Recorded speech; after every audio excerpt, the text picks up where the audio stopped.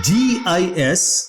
In this, we are talking about geographic information and spatial data types. We will take question and answer in the form of MCQ and try to learn different aspects of GIS in detail. Which of the following is related to GIS? The first option is Euclidean space. Then we have Ramanujan space, followed by Pythagorean space, and finally none of the above. Now in GIS, in mathematics, in physics, there are certain space being defined where you can locate and identify an object or a place. So this is the Euclidean space. The correct answer is this one. So what is a Euclidean space actually? When we are talking about a space, that is the area or the framework used to point out an object or locate an object or the objects with respect to other object, the size, say, shape, orientation, all that can be defined. So if you have a screen, it will be two-dimensional, X and Y. But in actual world, if you want to locate certain object or a thing, then you need the Y-axis also, X-axis also, along with the Z-axis also. So in order to locate a point in the 3D world, you need the latitude, longitude and elevation. Length, breadth and height is also a kind of dimension that can be used. But in order to actually point out an object in a space, you'll go a distance X, a distance Y, a distance Z. In order to locate an object, there are the unit vectors also. You multiply that unit vector with the actual length, and that's how you locate an object. You locate a thing. So these are the different octants you see, which are followed in Euclidean space. But let me tell you, it can be n spaces, not only one dimension, two dimension, but this two and three dimension is very important to Euclidean space. So in order to find out a location, this Euclidean space is defined. It's a fundamental space of geometry. It represents the physical space, and it was originally three-dimensional space, this Euclidean geometry. But modern mathematics uses the Euclidean n spaces also. For n, if it is equal to 1, it's Euclidean lines. So n equal to 1 means Euclidean lines we are talking about. And when n is equal to 2, we are talking about the Euclidean planes. So we have Euclidean lines also, Euclidean planes also, which you are able to see in the picture also. So Euclidean is a term used to distinguish the Euclidean spaces from other spaces. Ramanujan space, Pythagorean space. There are different spaces to define a location of the object or the position of the object. So a GIS assumes the spatial phenomena occur in 2, that is the screen type, or 3D, the actual world, Euclidean space.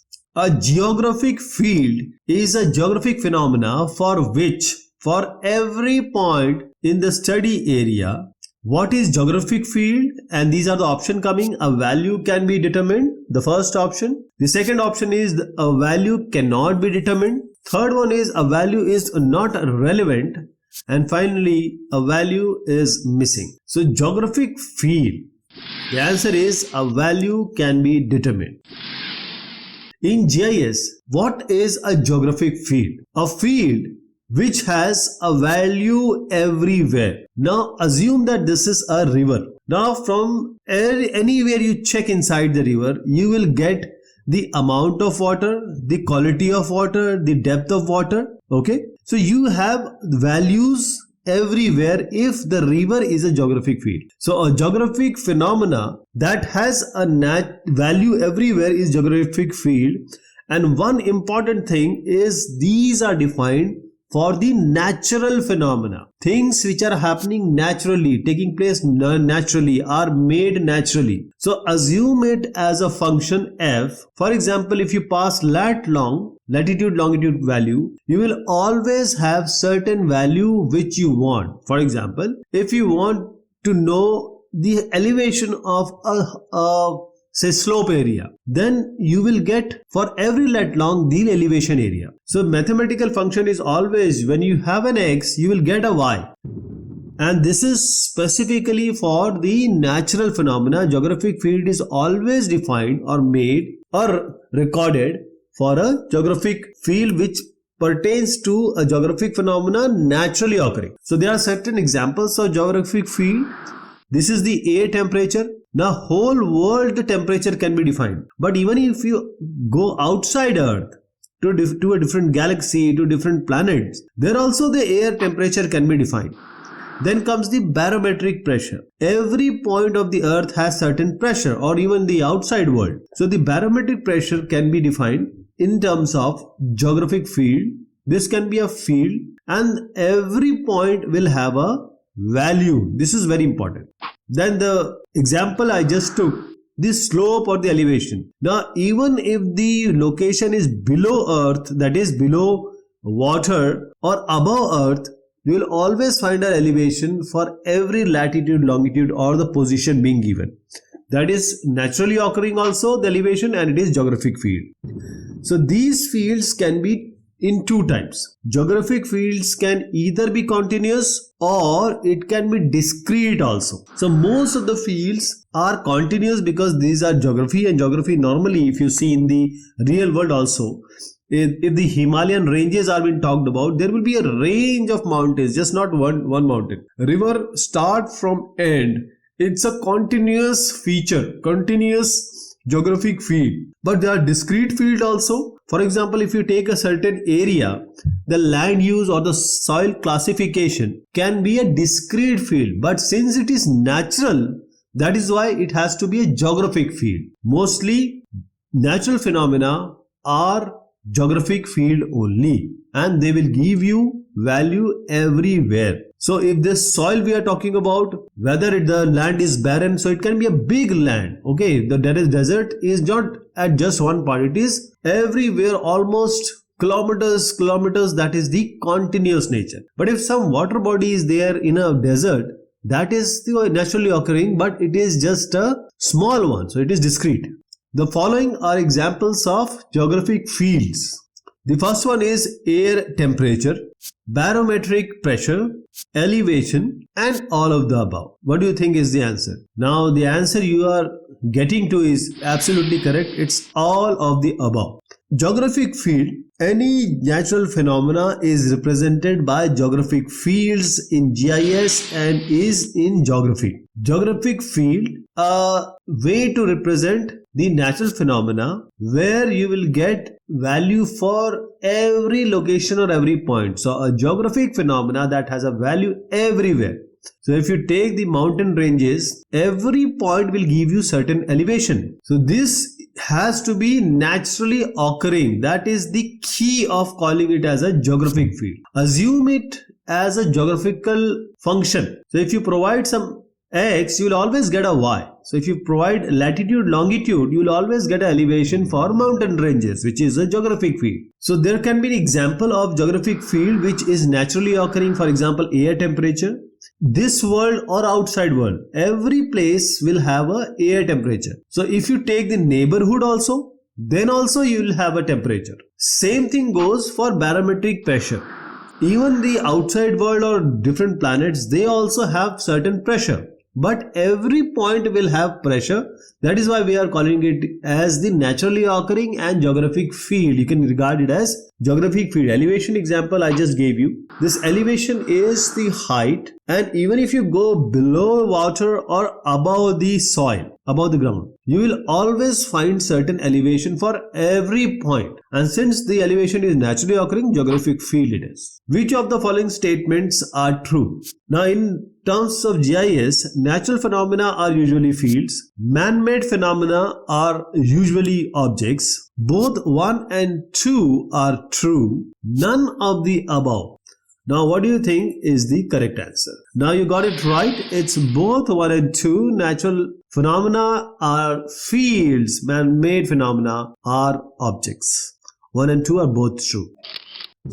In GIS, the fundamental way, the basic way of representing any geography, because GIS is all about showing the geometry and geography in a way representable to the user. So there are two ways to represent it: objects or fields. Objects will always be discrete, fields can be discrete or continuous. Object, and second thing will be fields. These two are the way of representing geography. The key difference is fields will always be mostly for naturally occurring phenomena or naturally occurring variables. Object will always be for the man-made objects which people have created, which we have created. As I said, objects will always be discrete, it will not be continuous. Fields can be discrete and continuous. So what is a discrete object view? It is used to represent the real world as objects because it's man-made. So you will find a proper boundary. For example, you can represent something by a point, by a line, a road by a line, a river by a line, a big area, say chunk of land, say desert land, a water area by polygons. So this is all the man-made thing representation. But when we talk about the fields, it will always be for the naturally occurring material, naturally occurring thing, naturally occurring phenomena. So if you have a river, mountain and other natural phenomena, the field view will be there. So it can be discrete also, it can be continuous also. This field view represents the real world as a finite number of variables, each one defined at each possible position. That is, for every position on that field, you will get certain value. But because this is a kind of mountain, so every point will give you a height. So assume it to be like a function, this field. Every input will give you certain output. Every location may give you an elevation value. Every location will give you a temperature or a pressure value. Which of the following is true? First one is fields are geographic phenomena that occur everywhere in the study area. Second is objects are geographic phenomena that occur sparsely over the study area. Fields can be continuous or discrete. Objects can be classified based on location, shape, size and orientation. And all of the above. What is the answer? Yes, you got it right. It's all of the above. Now, what is a field and what is an object? In order to represent in geography, we use two things. Fields for natural phenomena, objects for man-made phenomena. Fields are the geographic phenomena that occur everywhere in the study area. Objects are geographic phenomena that occur sparsely over the study area, and they are the man-made things. Fields are generally for the geographic phenomena that occur everywhere. It happens naturally. Fields can be continuous and discrete. Objects will always be discrete only. Objects can be classified based on location, shape, size and orientation. So the field view is kind of a function. You give us the location, we'll give you the elevation, the temperature, the pressure, because this is a naturally occurring phenomena representation. We are talking about field. Field represents the real world as a finite number of variables, each one defined at each possible location or position. Object is like a building. So this building is not man-made, it's not natural, it's man-made, it is created by us. Geographic fields can be, the first option is discrete only, then second is continuous only, then we have discrete or continuous, then none of the above. So what is the correct answer you think?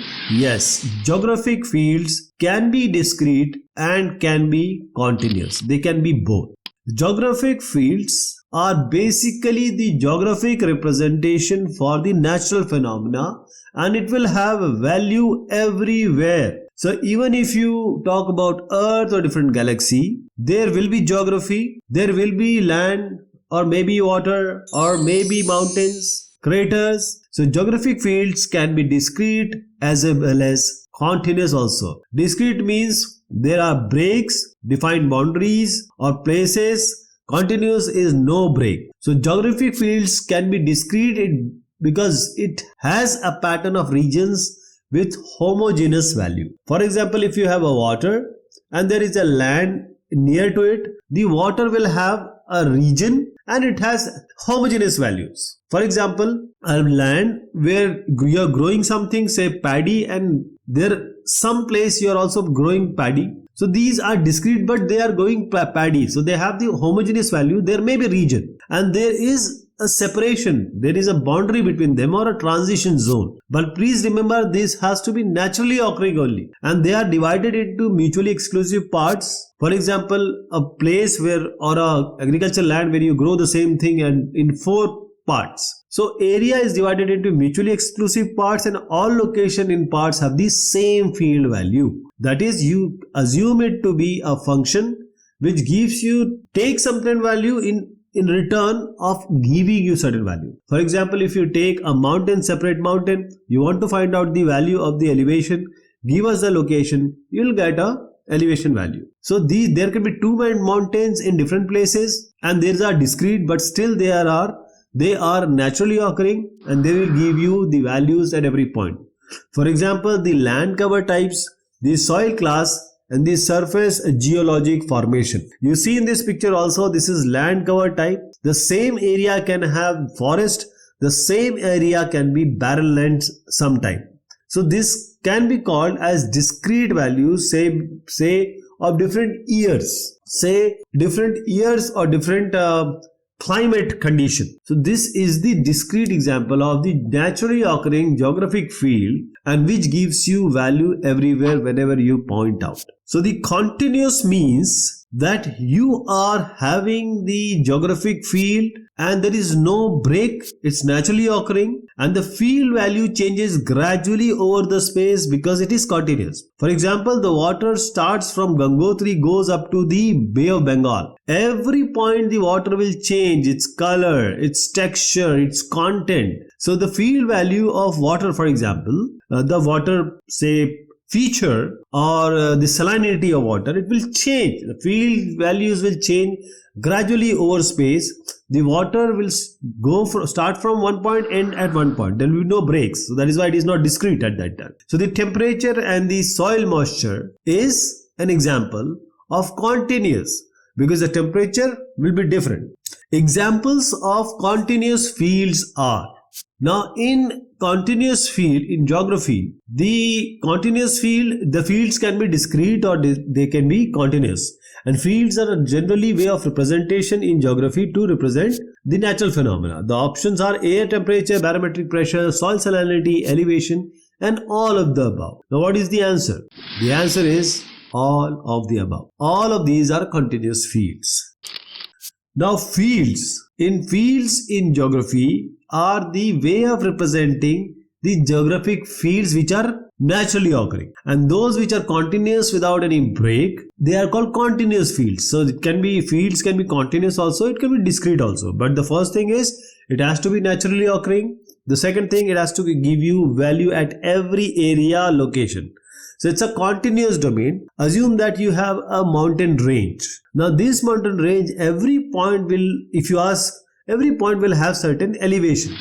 So the field value changes gradually over the space. The elevation will be different at the, say, foothill. It will be higher at the peak or the summit.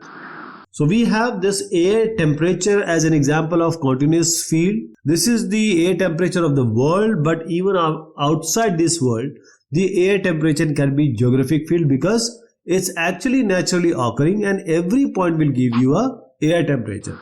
Same logic goes for, and same explanation goes for the barometric pressure also, because pressure is everywhere and every point can be measured. The pressure can be measured, and since it is a geographic field, it is a continuous field, it's naturally occurring. Then the soil salinity, that is how much say NaCl or salty the soil is. So everywhere it will be different, but you can find out as a natural phenomena everywhere where soil salinity. Same goes with the elevation. If you go to Mars, if you go below the earth or below the water, you will find certain elevation. So elevation is a continuous field. It has certain value and it is naturally occurring. Which of the following is true about discrete fields? Now in geography, we have representation of naturally occurring phenomena using the fields. It can be discrete, it can be continuous. So discrete fields divide the study space in mutually exclusive bounded parts with all locations in one part having the same field value. Discrete fields make use of bounded features. Land classification is an example of discrete fields. All of the above. What is the correct answer? Absolutely right, it's all of the above. So in geography, geographic fields are a way of representation of natural phenomena where every part will have certain value, every position will have certain value. So the field can be discrete also, it can be continuous also. If it is a river, then it will start from somewhere, end somewhere, and it's a naturally occurring phenomena, and you will have a value for every point. So discrete geographic field is all about discreteness of two or multiple mutually exclusive bounded parts with all locations in one part having the same field value. So discrete fields, they are basically bounded, they are naturally occurring. Discrete has a pattern of regions with homogeneous values. Assume this field as a function where you input certain value. For example, you go to a mountain, tell us the latitude, longitude, we will give you the elevation value. In water, take anywhere and ask about the salinity. So this is discrete, but the field can also be continuous. For example, a river or a mountain range, big area. And these discrete fields are separated by boundaries or transition zones. The main thing is it has to be naturally occurring. It has to be natural. So there will be transition also, and there will be places also of clear boundary. That is, these areas are divided into mutually exclusive part. There will be no overlapping. There will be a proper differentiation between them. On all locations in part have the same value. For example, the land cover type, the soil class, and the surface geologic formation. All these are the example of discrete geographic field. And one more thing is that the discrete geometric field, see, geographic field, this one map can be of 2000, one map can be of 1990.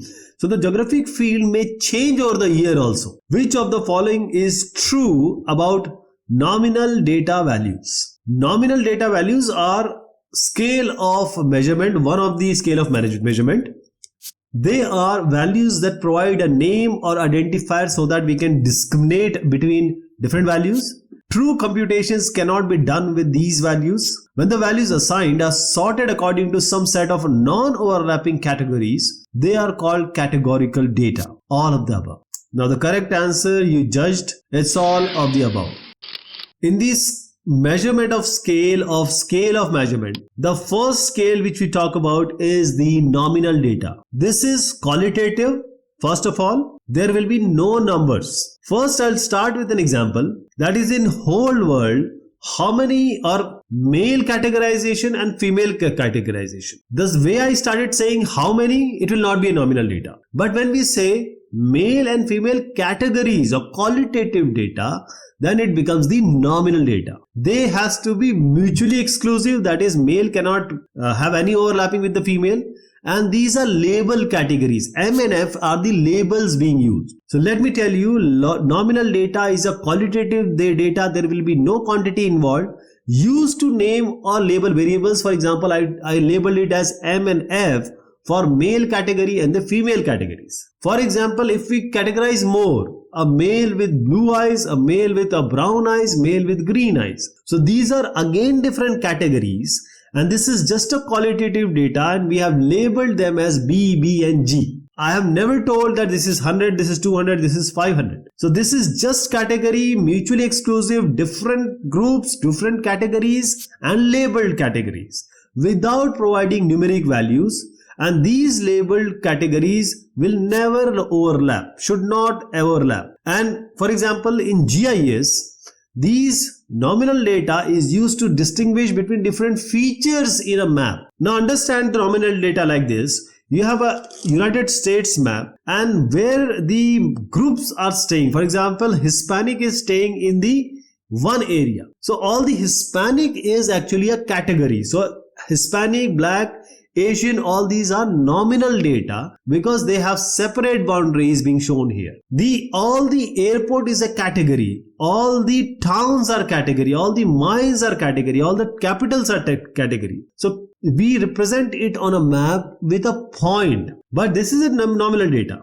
Now again, the rivers, The roads, the boundary and the pipelines, these are all the nominal data because they are separate categories and they are labeled and they don't overlap. Which of the following is true about internal data values? The options are, they are quantities in that they allow simple forms of computation like addition and subtraction. They do not support multiplication or division. Centigrade temperatures are internal data values, and all of the above. Yes, you got it right. It's all of the above. The answer is all of the above. These internal data values are discrete data values also.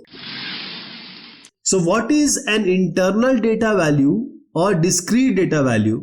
In the measurement of scale or scale of measurement, we have nominal, we have internal, and then we have other scales also. For example, in a basic terms, internal data is data retrieved from inside the company to make decisions for successful operations, that you know already.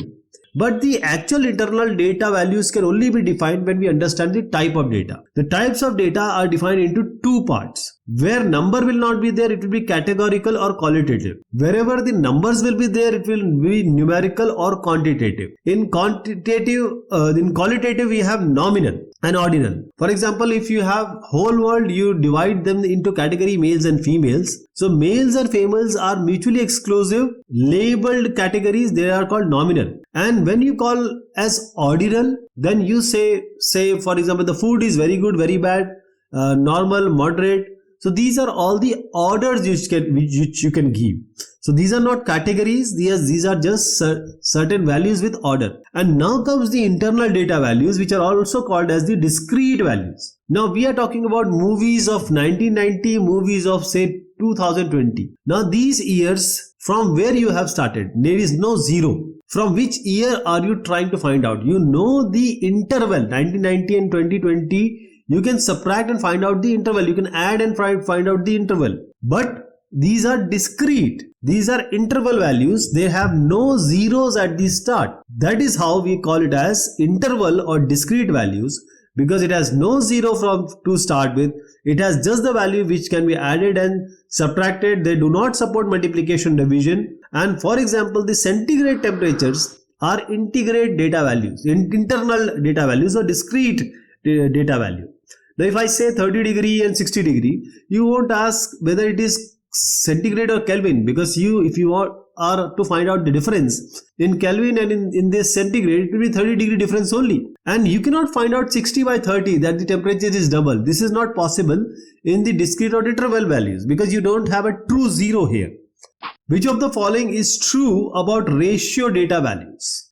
Ratio data values, they allow most, if not all, forms of arithmetic computation. Multiplication and division of values are possible. They have a natural zero value, and continuous fields can have ratio data values. The option all of the above is the correct answer. So in scales of measurement or measurement of scale, there are different data, 4 actually. One of them is the ratio data. Now this is ratio data. It's measured along a numerical scale. The distances have to be equal and they have to be adjacent and has to have a true zero. Now let me tell you, these are the 4 properties of a ratio data. It is first of all measured. They are ordered from ascending or descending. They are equidistant, that is, they will have an equal distance between them, and they will have a meaningful zero from where we have started. Now we have a true zero in ratio data. We have nominal, ordinal, ratio, discrete kind of data. So this ratio data is having a true zero. The zero represents an absence of the variable. Since I'm talking about 0 and above, there will be no negative values in the ratio data or ratio scale of measurement. And here we can have addition, subtraction, multiplication, division also possible. Now let me give you an example here. Now if you say that this is 3 meter, this is 6 meter from 0. That is 3 meter and this 6 meter distance someone has covered. Now you can start with 0. You are starting with 0. You can compare this 3 and 9 and 3 and 6. You can divide them. You can take a ratio. Say 9 by 3, it's 3 times. 6 by 3, it's 2 times. So this is the ratio we are talking about. So ratio data is measured along a numerical scale that has equal distance, having adjacent values and have a true zero. For example, the income if I take, so 20k, it can be 40k, it can be 60k, but the 60k is 3 times 20k. So you start with the zero, that is somebody may have no income. So zero is very important in ratio scale, and comparison also is very important in this scale, 60 by 20. So you can say that 61 is getting more than 23 times. Which of the following is true? Nominal and categorical data values are referred to as qualitative data. Internal and ratio data is known as quantitative data. Ordinal data refers to a ranking scheme or some kind of hierarchical phenomena. All of the above. What is the answer? Absolutely right. It's option number 4. So whenever we measure in any science, mathematics, GIS, geography, you will always have certain type of data. So the types of data can be defined into 2 more categories. Where number will not be there, it will be categorical or qualitative. Whenever you will get the numbers, it will be either numerical or quantitative. So the categorical or qualitative, where numbers are not involved, are divided into nominal and ordinal. The numerical values or the quantitative data can be divided into discrete or interval or continuous or ratio. The nominal starts with the basic and it goes up to ratio. I'll just give you an example. First, understand nominal. That is only categories. No numbers, only labeling. For example, in whole world, if you divide the category of males and females, male is a category, F is a category, M and F are the labels. These are 2 mutually exclusive group. You can label them as 1 or 2 or 2 or 1. It's up to you. But these are not the numeric numbers. These are just labeling. But basic idea is about the categories you are making. For example, the hair colors, the symbols, the words, the gender, which I am talking about right now. These are nominal, only categorical or qualitative labeling. Next comes the ordinal. Ordinal has come from the word order. Order means ascending order or descending order. For example, the food, you say it's good, it's very good, excellent. Some said it's just okay, bad or very bad. So now we have an order. You can have a greater than sign or less than sign. So you can compare. So this order data refers to a ranking scheme or some kind of hierarchical phenomena. Again, there will be no numerical values. In the nominal data, you cannot tell whether male is higher or female is higher. No. But in the ordinal, there is a little extended from nominal that we have the categories, but they can be compared or they will be in order. Now comes the numerical or quantitative data. Here we will have numbers. So it can be divided into either it is called as discrete or interval, and the next one is the continuous or ratio. Now this discrete interval means, for example, you take 20 degree and 30 degree. Now it can be centigrade, it can be Kelvin, because we know that the difference between or the interval between them is 10 degree. I hope you got the idea. That is why we are calling it as an interval numerical type of data. It doesn't start from 0. We don't talk about 0 here. So please remember, discrete interval will have no true 0 to represent the absence of variable.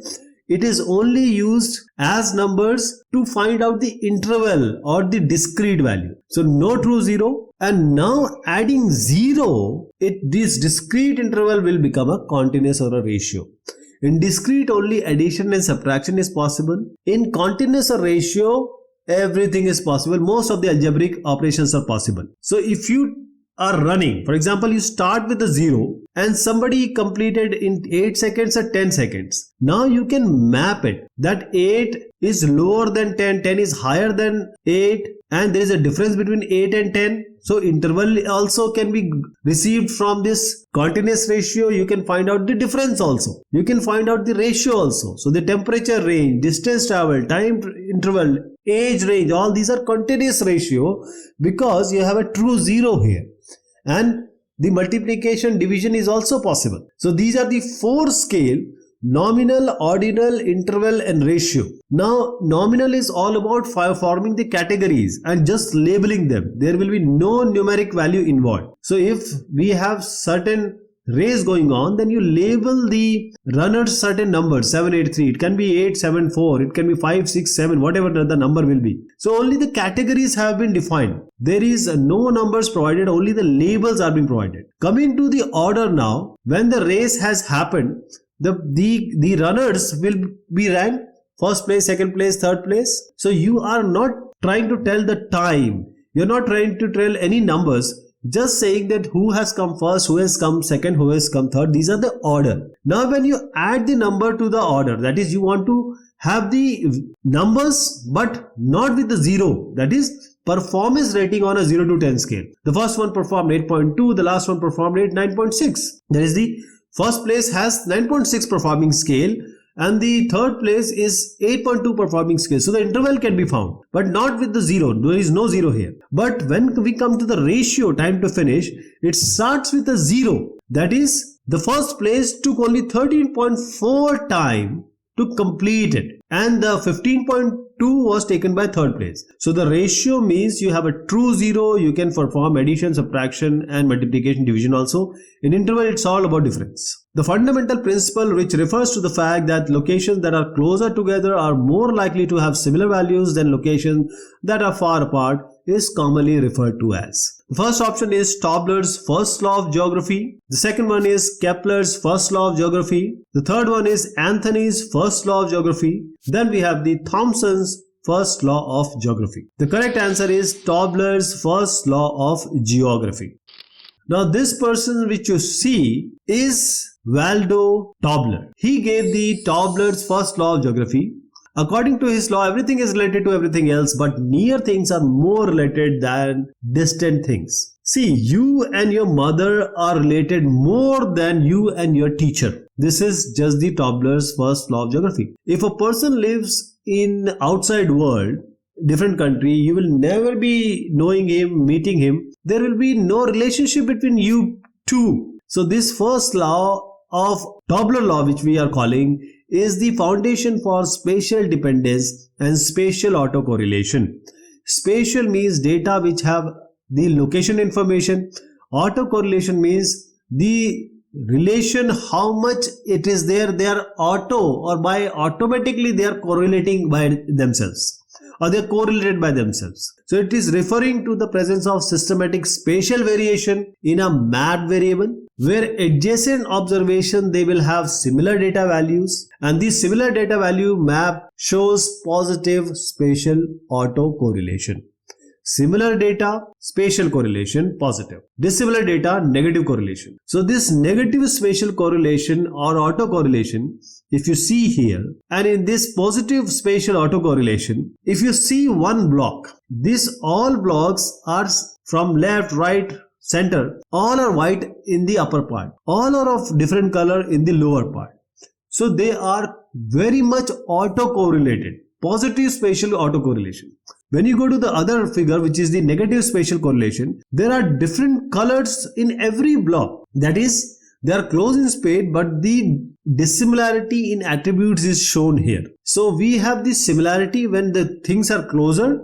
We have dissimilarity when they are closer, but they have dissimilarity in their attributes.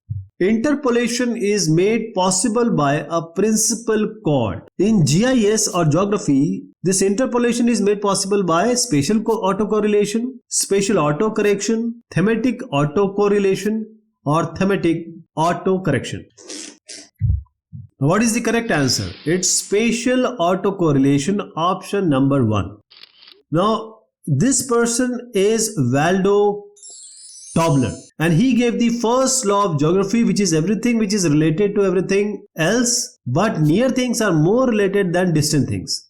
So this is the first law, foundation of spatial dependence and spatial autocorrelation. That is how much or how the things closer are related and how the things which are farther are related.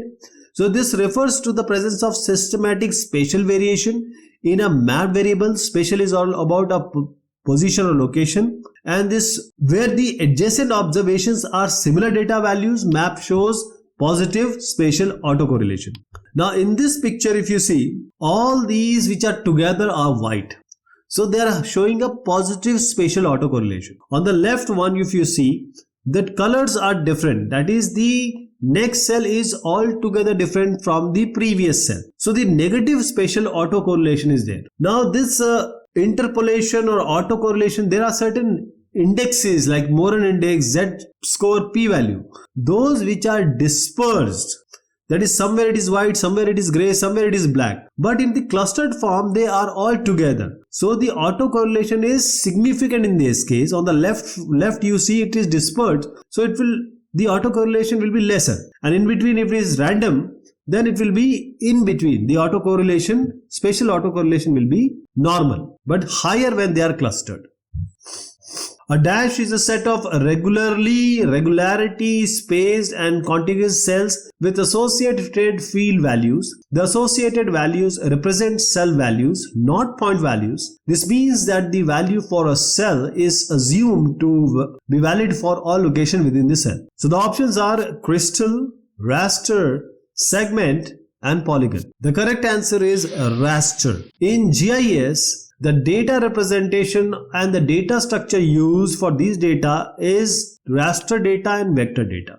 Now the raster data is all about value at each pixel or each cell. Now if you zoom in a map, you will see at a smallest level you can go, that is the smallest pixel. So every cell will have certain value. I am talking about the whole cell, not the center value. So every block or every cell will have certain value. For example, the brightness value, for example, this image will have a brightness value. It can also have, every cell can also have the elevation value. And there are different values that can be given in order to have different thematic maps. So raster data is all about, it is made up of pixels or cells. They are continuous data, that is, all cells come one by one. It represents the data in cells or blocks or grids. Since every cell will have certain value representing that cell, that is, the size will be quite higher of this data. And this raster data, the blocks can have the brightness value,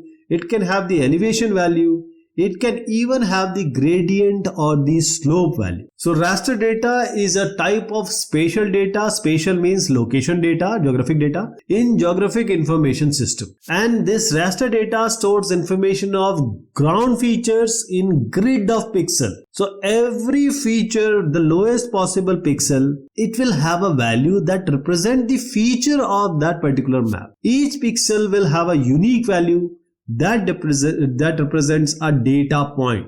Again, if you combine all these blocks or the cell, a proper image will be formed. It can be image of elevation image, it can be slope image, it can be normal image. Which of the following is true? Tessellation partitions the study space into cells and assign a value to each cell.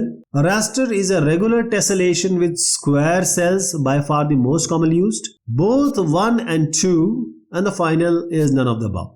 Now you got it right, it's both 1 and 2, option number 3. The first thing is tessellation. Tessellation are the continuous combination of shapes that forms a structure or framework to represent it on, say, a GIS or a computer system, either in the gaming also. So this shape, the tessellation partition the study space into cells and assigns a value to each cell. For example, a raster is an image where each pixel will have a value. For example, this you see a tessellation.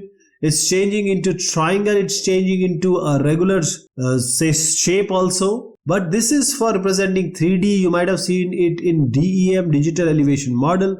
In gaming also this tessellation or raster things is used. In GIS or image processing, each pixel is a value containing area that represent in actual world that pixel which will have certain value. For example, this image is showing the block or grid which shows the brightness value. For example, if you take a mountain, you need to show that mountains on something. For that you need to have a tessellation. Or in gaming also, if you want to show certain creature, you have to have a tessellation or raster or some block which will have certain value. TIN stands for Traffic Internet Network, Triangulated Irregular Network, Temporal Interest Network, and Temperature Interface Node. The correct answer is Triangulated Irregular Network, TIN. So this TIN or Triangular Irregular Network, first of all we are talking about triangles, so there will be triangle mesh. Irregular means you will have different shapes of triangle, the size of the triangle, and they are network because they are connected all together.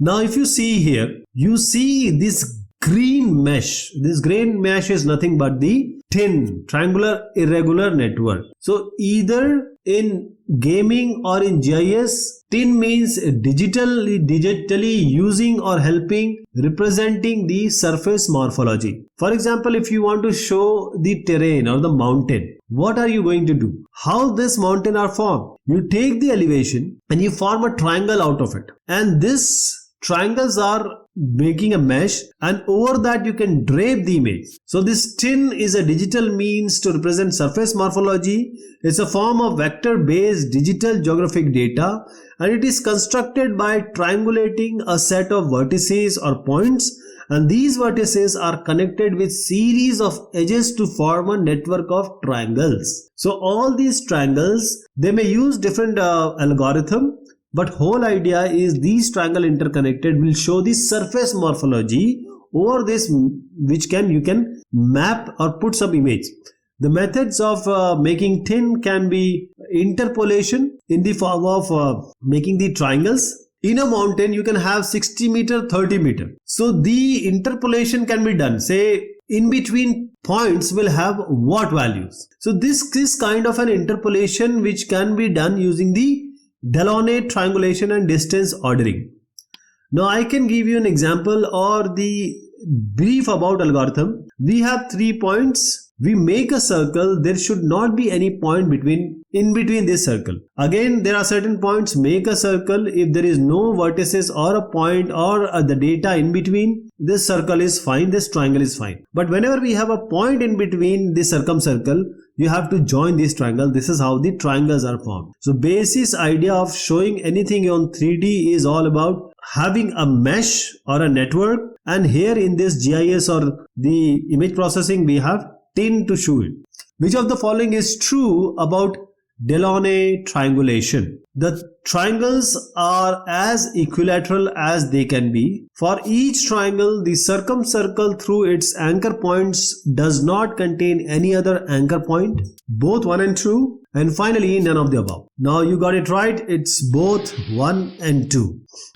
What is a Delaunay triangulation or Delaunay triangulation? So first of all, how this Delaunay triangulation is done? We have different points. Now taking 3 points, we make a circumcircle. If there is another point in between, then you cannot join these triangle points. For example, if you see this rabbit, the triangles which you see are increasing and decreasing, and more triangles mean more smooth and realistic shape. So it's not just about GIS or it's not just about gaming.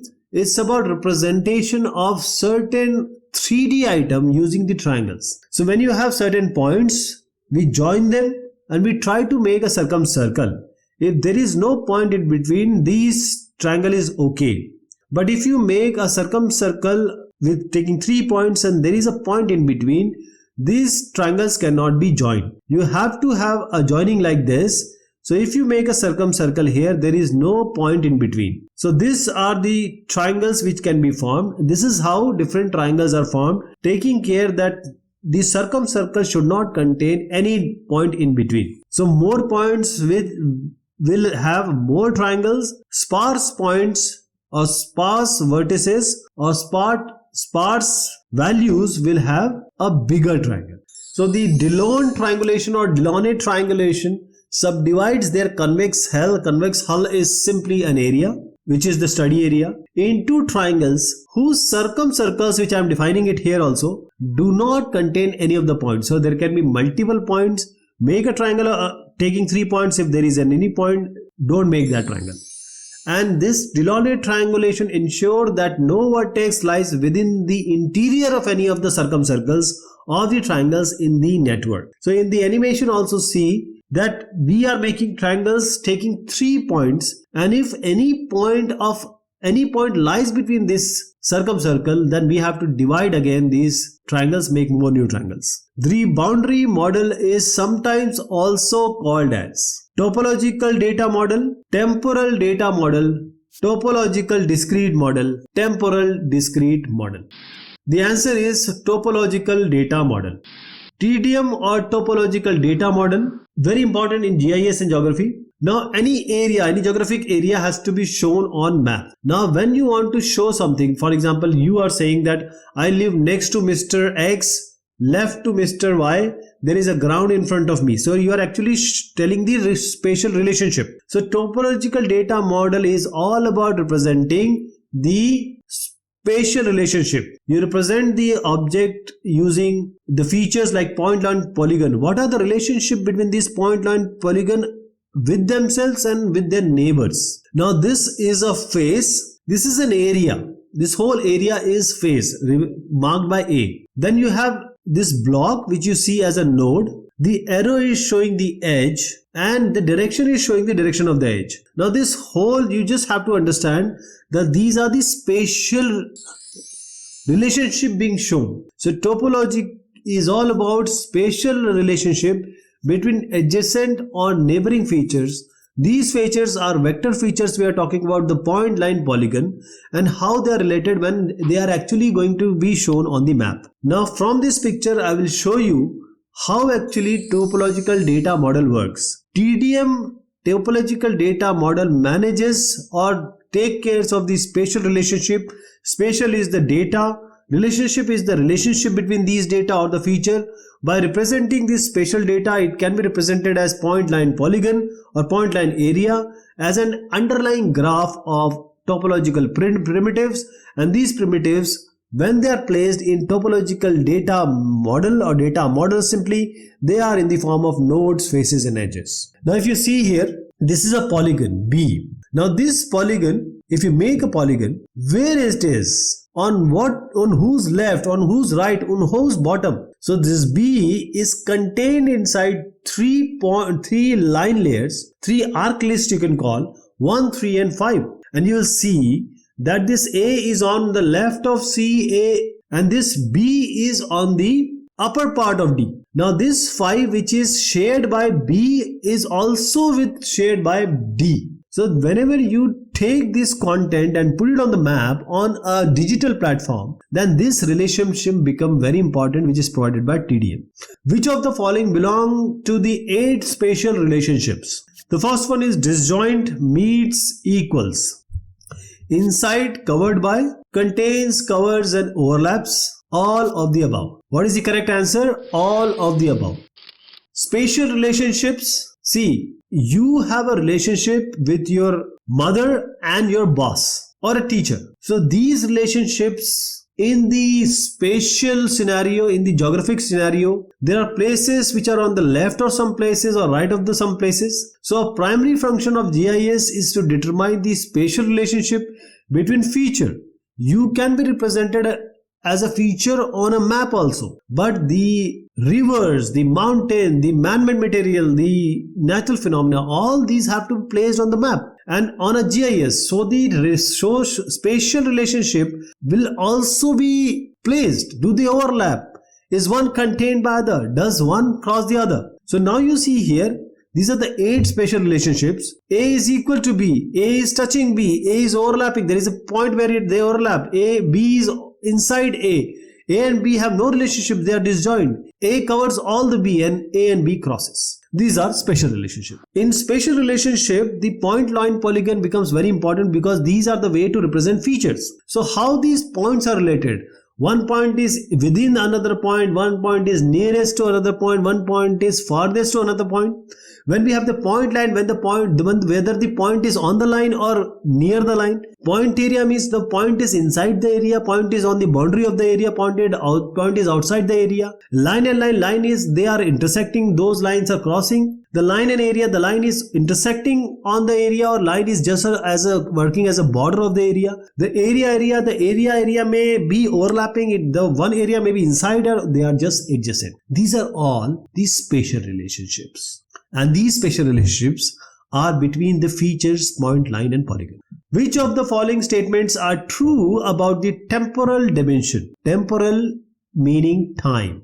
Time can be measured along a discrete or continuous scale. Valid time or world time is the time when an event really happened or a string of events took place. Time can be considered to be linear, extending from past to the present into the future. When measuring time, we speak of granularity. We speak of actually as the precision of a time value in a GIS or a database. Time can be represented as absolute or relative, all of the above. The correct answer is all of the above.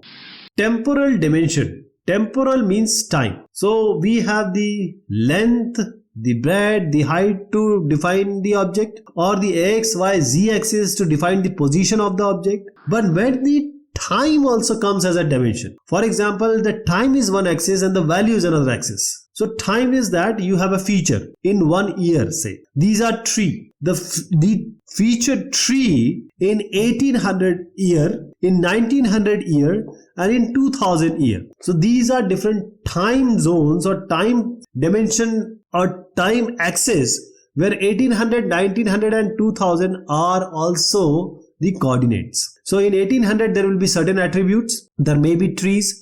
In 1900 there will be less trees, and maybe 2000 there will be no trees. So the attribute of these trees in different timelines are shown here. What is the image of that area? Say raster series.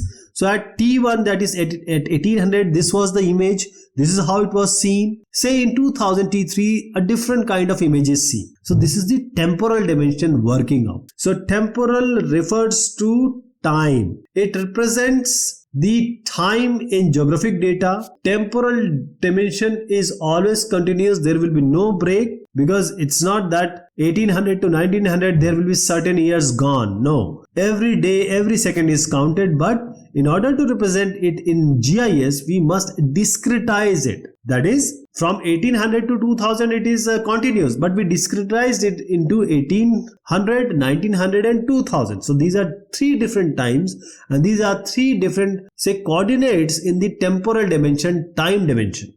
Now you see here, we start with 1150 and we go up to 2010. So this is the temporal dimension, that is the time dimension, where you can see the change of the area and you can analyze it. You can find out the area in different times. That adds the time dimension to the GIS data.